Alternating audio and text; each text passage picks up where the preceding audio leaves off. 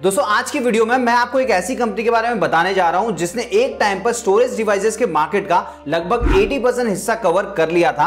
8000 से ज्यादा एम्प्लॉइज काम करते थे और हर साल करोड़ों का रेवेन्यू जनरेट किया करती थी। दोस्तों उस कंपनी का नाम था मोजरवेयर, जिसने एक वक्त पर कामयाबी की वो ऊंचाइयां छुई थी जहां पर पहुंचना हर कंपनी का सपना होता है, पर शायद ही कोई कंपनी कामयाब हो पाती है। लेकिन फिर अचानक से उसके कस्टमर्स कम होने लग गए और वो अर्श से फर्श पर ऐसे गिरी कि सीधा बैंकरप्ट हो गई। एम्प्लॉइज को सैलरी मिलनी बंद हो गई, कंपनी पर ताले लग गए, 2000 से ज्यादा एम्प्लॉइज की नौकरी चली गई और कई सारे आत्महत्या करने के लिए सड़कों पर उतर आए। एम्प्लॉइज का कहना था कि कंपनी ने हमारे साथ धोखा किया है, हमारी लाइफ बर्बाद कर दी है। अब सवाल यह है कि इतनी बड़ी कंपनी अचानक से बैंकरप्ट कैसे हो गई और आखिर ऐसी क्या वजह थी जो बिना एम्प्लॉइज को बताए कंपनी पर ताले लगा दिए गए। इसके अलावा बैंकरप्ट होने के बाद आज मोजरवेयर है या नहीं, अगर है तो कहां पे है, जानेंगे आज के वीडियो के अंदर। तो जानने के लिए वीडियो को देखते रहिए और अभी तक आपने मेरे चैनल को सब्सक्राइब नहीं किया तो सबसे पहले तो चैनल को सब्सक्राइब कर लीजिए, उसके बाद जो बेल आइकन उसे भी दबा दें ताकि जब भी मैं कोई नया वीडियो अपलोड करूं उसका नोटिफिकेशन आपको सबसे पहले मिल जाए। नमस्कार दोस्तों, मेरा नाम है रजनीकांत शर्मा और आज की वीडियो के अंदर हम बात करने वाले हैं सीडी और डीवीडी बनाने वाली सबसे बड़ी कंपनी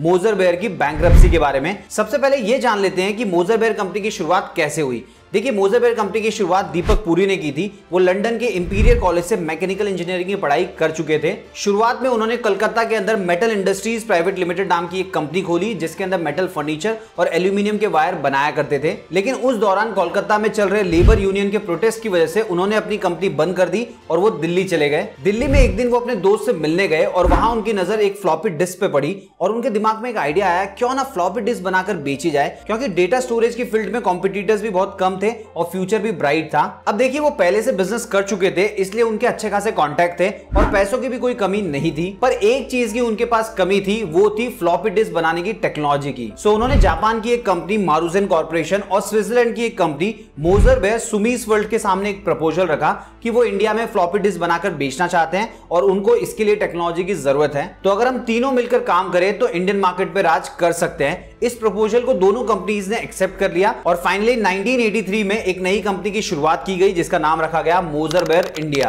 पर दोस्तों, ये जो जॉइंट वेंचर था वो ज्यादा टाइम तक चल नहीं पाया, तीनों कंपनीज अलग हो गई और उसके बाद में दीपक पुरी मोजरवेयर इंडिया को पूरी तरीके से मैनेज करने लगे। 1986 में कंपनी को प्राइवेट लिमिटेड से पब्लिक कर दिया गया, जिससे कंपनी को अच्छी खासी फंडिंग मिली और उस फंड का इस्तेमाल करके कंपनी ने अपने प्रोडक्ट की क्वालिटी को और भी ज्यादा इंप्रूव किया। फ्लॉपी डिस्क बनाने के साथ साथ कंपनी माइक्रो फ्लॉपी डिस्क भी बनाने लगी। वैसे मैं आपको बता दूं, micro floppy disk normal floppy disk की तुलना में काफी एडवांस थे। इसमें 1 से लेकर 2 MB तक का डेटा स्टोर करने की कैपेसिटी होती थी। इनकी साइज 5.25 इंचेस की हुआ करती थी। दोस्तों, उस वक्त फ्लॉपी डिस्क की इंडिया में ज्यादा डिमांड नहीं थी, तो मोजरवेयर बाहर के देशों को एक्सपोर्ट किया करती थी। 1988 में कंपनी ने नोएडा के अंदर 100% एक्सपोर्ट ओरिएंटेड यूनिट्स बनाए, जिसकी वजह से उस पूरे एरिया को नेब्स यानी कि नोएडा एक्सपोर्ट प्रोसेसिंग यूनिट के नाम से जाना जाने लगा। नेब्स में कंप्यूटर के अलग अलग डिवाइसेस बड़ी मात्रा में बनाए जाते थे, जैसे कि 5.25 head clearing kit, fax clearing set, anti glare screen, printer वगैरह वगैरह। उसके बाद में 1993 में कंपनी ने फ्लॉपी डिस्क को और छोटे साइज में बनाना शुरू किया, जो कि 3.5 इंचेस की हुआ करती थी। 1969 से लेकर 1997 तक कंपनी ने लगभग 200 करोड़ रुपए खर्च करके अपने मैन्युफैक्चरिंग यूनिट को और भी ज्यादा बढ़ाया, जिसके बाद में manufacturing capacity 100 million units per year हो गई और मोजरवेयर दुनिया की 3rd लार्जेस्ट डिस्क मैन्युफैक्चरर बन गई। फिर दोस्तों, धीरे धीरे टाइम बदला और फ्लॉपी की जगह पे लोग सीडी और डीवीडी यूज करने लग गए। तो इसी चीज को देखते हुए कंपनी ने 1999 में अपना दूसरा बिजनेस शुरू किया और वो था सीडी और डीवीडी बनाने का। इस बिजनेस के लिए कंपनी ने नोएडा में हाई कैपेसिटी का प्लांट लगाया और वहां पे सीडी और डीवीडी की मैन्युफैक्चरिंग शुरू कर दी। इसके अलावा अपने प्रोडक्ट की क्वालिटी को और इंप्रूव करने के लिए कंपनी ने यूरोप में मैन्युफैक्चरिंग और R&D की फैसिलिटी सेटअप की। फिर साल 2000 में कंपनी ने CDRW यानी रीराइटेबल डिस्क बनाने शुरू किए। दोस्तों, इनकी खास बात यह थी कि इनके अंदर किसी भी तरीके का डेटा स्टोर किया जा सकता था और उसको इरेज करके वापस नया डेटा भी डाला जा सकता था। और 2002 तक कंपनी अपने ज्यादातर प्रोडक्ट एक्सपोर्ट ही किया करती थी। लेकिन फिर इनको ऐसा लगने लगा कि इंडिया में इतने सारे लोग हैं तो इंडियन मार्केट को भी टैप किया जाना चाहिए। और फिर 2003 में मोजरवेयर को ISO सर्टिफिकेट भी मिल गया और उसके बाद में इन्होंने सभी प्रोडक्ट्स को इंडियन मार्केट में उतारना शुरू कर दिया। और दोस्तों, आप खुद जानते होंगे मोजरवेयर की जो सीडी और डीवीडीज हुआ करती थी वो कितनी ज्यादा पॉपुलर थी। उसके बाद में HP कंपनी जो अपने प्रोडक्ट्स को 7 देशों को बड़ी मात्रा में बेचा करती थी, उसने मोजरवेयर के साथ टाई अप किया फॉर लाइट स्क्राइब डिस्क और देखते ही देखते मोजर बेयर ब्लू रे एसोसिएशन की कंट्रीब्यूटिंग मेंबर बन गई। 2005 में मोजर बेयर को ISO 14001 और OHSAS 18001 सर्टिफिकेट मिला। अब ये क्या होता है वो भी मैं आपको बता देता हूं। देखिए ISO 14001 उन कंपनीज को मिलता है जो अपने प्रोडक्ट बनाने के लिए कम से कम पॉल्यूशन फैलाती है, और OHSAS 18001 उन कंपनीज को मिलता है जिनके पास काम करने के लिए एक पूरा सिस्टम होता है और सब कुछ सिस्टम के अकॉर्डिंग ही होता है। Now back to the topic. 2005 में कंपनी ने अपना तीसरा बिजनेस शुरू किया और वो था सोलार फोटोवोल्टिक सेल बनाने का। इस बिजनेस के लिए फर्म ग्रेटर नोएडा में खोली गई और उसका नाम रखा गया फोटोवोल्टिक लिमिटेड। 2006 आते आते company HD DVD-R large scale पे बनाने और शिपमेंट करने वाली दुनिया की पहली इंडियन कंपनी बन गई। उसके बाद में 2007 में कंपनी ने USB फ्लैश ड्राइव बनाना शुरू किया और साथ ही साथ में कई सारे साउंड सिस्टम और पेन ड्राइव भी बनाने लग गई। फिर दोस्तों अपने बिजनेस को और ज्यादा एक्सपांड करने के लिए मोजर बेयर ने दूसरी कंपनीज को भी एक्वायर करना शुरू कर दिया। सबसे पहले OM&T BV कंपनी को एक्वायर किया जो कि फिलिप्स कंपनी की optical technology and R&D subsidiary थी। इसके थ्रू कंपनी ने सोलार फोटोवोल्टिक सेल के लिए ट्रायल रन स्टार्ट किया और दुनिया की सबसे बड़ी थिन सोलार फैब की शुरुआत की।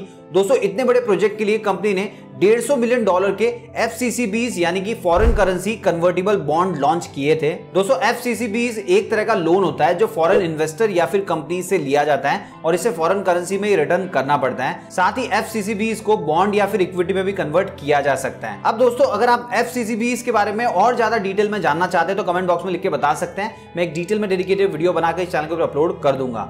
Now again back to the topic. Moser Baer photovoltaic ने कमर्शियल शिपमेंट की अनाउंसमेंट की और अपने बिजनेस को और भी बड़े लेवल पे ले जाने के लिए REC ग्रुप को $880 मिलियन देकर स्ट्रेटेजिक सोर्सिंग के लिए टाई अप किया। इसके अलावा सोलार फोटोवोल्टिक सेल के बिजनेस को नेक्स्ट लेवल पे ले जाने के लिए मोजर बेयर ने 2009 में और भी कई बड़ी बड़ी कंपनीज के साथ करोड़ों का टाई अप किया था। उसके बाद में दोस्तों कंपनी ने 2010 में माइक्रो SD कार्ड भी लॉन्च किए और अपना खुद का ई-कॉमर्स प्लेटफॉर्म भी लॉन्च किया जिसके थ्रू मोजर बेयर अपने सभी प्रोडक्ट बेचा करती थी। फिर 2011 में मोजर बेयर ने दुनिया का स्लिमेस्ट USB फ्लैश ड्राइव बनाया। साथ ही कंपनी ने यूनिवर्सल डिस्प्ले कॉर्पोरेशन के साथ मिलकर OLED लाइटिंग का बिजनेस भी शुरू किया। दोस्तों USB फ्लैश ड्राइव के मार्केट में काफी ज्यादा कंपटीशन हुआ करता था जिसकी वजह से कंपनी ने कुछ यूनिक लॉन्च करने का सोचा और 2013 में बायोमेट्रिक USB ड्राइव लॉन्च किया और इसकी वजह से कंपनी ने USB के मार्केट में अपनी एक नई पहचान बना ली थी। अब दोस्तों ये तो थी मोजर बेयर कंपनी की सफलता की कहानी जिसमें कंपनी एक के बाद एक नई सफलता की सीढ़ियां चढ़ती रही। लेकिन फिर मोजर बेयर कंपनी को बैंकरप्सी क्यों देखनी पड़ी, चलिए इसके बारे में बात कर लेते हैं। दोस्तों कंपनी ने इतने सारे बिजनेस करने के लिए बैंकों से अलग अलग प्रकार के बड़े बड़े लोन लिए थे और उन लोन का रीपेमेंट करने में नाकामयाब हो रही थी जिसकी वजह से बैंक की तरफ से नोटिस पे नोटिस आने लगे। सो डेट वापस करने के बजाय कंपनी ने 2014 में सेंट्रल बैंक ऑफ इंडिया से लोन मांगा तो बैंक ने लोन देने से साफ मना कर दिया और इंटरेस्ट के साथ 354.51 करोड़ रुपए के डेट को वापस करने के लिए कहा। जिसके बाद में रतुल पुरी बैंक के ऊपर डेट रीस्ट्रक्चरिंग करने के लिए दबाव बनाने लगे। उसके बाद में बैंक ने रीस्ट्रक्चरिंग तो नहीं की बल्कि उनके हैवी डेट को नॉन परफॉर्मिंग असेट डिक्लेयर कर दिया और जल्दी से जल्दी कंपनी को पैसे वापस लौटाने के लिए कहा। अब दोस्तों क्योंकि सेंट्रल बैंक ऑफ इंडिया से कंपनी को लोन नहीं मिला इसलिए कंपनी की फाइनेंशियल सिचुएशन और भी ज्यादा खराब होने लग गई। कंपनी के पास इतना पैसा भी नहीं बचा कि वो अपने एम्प्लॉयज को सैलरी दे पाए। सो 2017 में कंपनी ने बिना अपने एम्प्लॉयज को बताए कंपनी को बंद करने का फैसला ले लिया और लोगों को कुछ दिनों की छुट्टी के बाद आने को कहा। जब एम्प्लॉय छुट्टी के बाद वापस आए तो कंपनी पर ताला लगा हुआ था। उसके बाद में सिचुएशन और खराब हो गई। एम्प्लॉय सड़कों पर उतर आए और प्रोटेस्ट करने लगे। कई लोगों ने रतुल पुरी और दीपक पुरी के पुतले जलाए और कुछ लोगों ने तो खुद को जलाने की कोशिश भी की। कंपनी की तरफ से किसी भी तरीके का कोई सपोर्ट नहीं मिला था जिससे वो कहीं और जॉब मिलने तक अपना गुजारा कर सकते। उसके बाद में बैंक्स ने और जहां जहां से मोजर बेयर ने डेट लिया था उन सब ने मिलकर मोजर बेयर की शिकायत NCLT में कर दी और NCLT ने 270 दिनों के अंदर कंपनी को सारे डेट क्लियर करने के लिए कहा।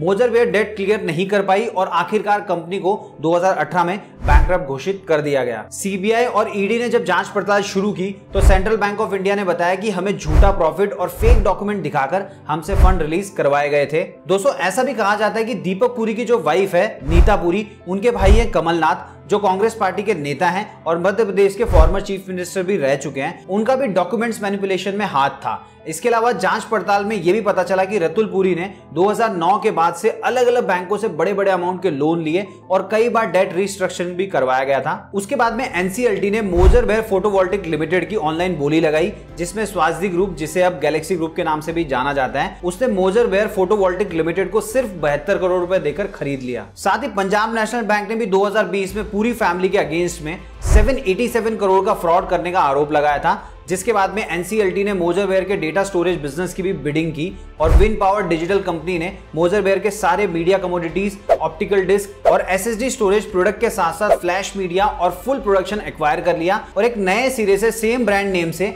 मोजरवेयर के प्रोडक्ट को मार्केट में लॉन्च किया। और दोस्तों यही वजह है कि कंपनी के बंद हो जाने के बाद में भी आज भी आपको मोजरवेयर के कई सारे प्रोडक्ट मार्केट में दिख जाते होंगे। सो दोस्तों ये थी मोजरवेयर कंपनी के अर्श से फर्श पे गिरने की पूरी कहानी। अब दोस्तों आप में से कितने लोग ऐसे होंगे जिन्होंने मोजरवेयर कंपनी के प्रोडक्ट यूज किए होंगे, उनमें से आपका सबसे फेवरेट कौन सा था कमेंट बॉक्स में लिख के जरूर बताइएगा। अगर आपको वीडियो पसंद आए तो वीडियो को लाइक कीजिए। आपके मन में कोई भी डाउट है प्लीज कमेंट बॉक्स में लिख के पूछिए, मैं उसका जवाब आपको जरूर दूंगा। इस वीडियो को अपने सभी फ्रेंड्स, फैमिली मेंबर और जान पहचान वालों के साथ शेयर कीजिए। और अगर आप चाहें तो मुझे इंस्टाग्राम पे भी फॉलो कर सकते हैं। मेरा इंस्टा आईडी है hi_रजनीकांत शर्मा। चैनल को सब्सक्राइब नहीं किया तो प्लीज सब्सक्राइब कर लीजिए, उसके बाजू में जो बेल आइकन उसे भी दबा दें ताकि जब भी मैं कोई नया वीडियो अपलोड करूं उसका नोटिफिकेशन आपको सबसे पहले मिल जाए। तो मिलते हैं दोस्तों अगले वीडियो में फिर एक नई कहानी के साथ।